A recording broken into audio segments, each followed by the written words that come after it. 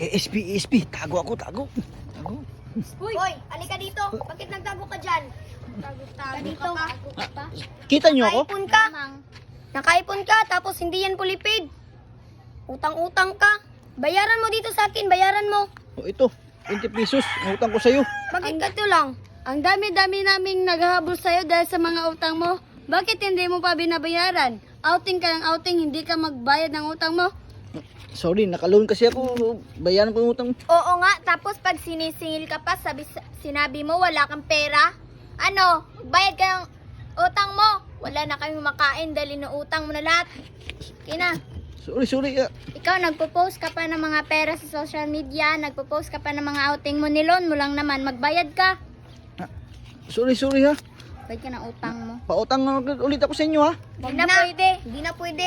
Tago-tago ka pa.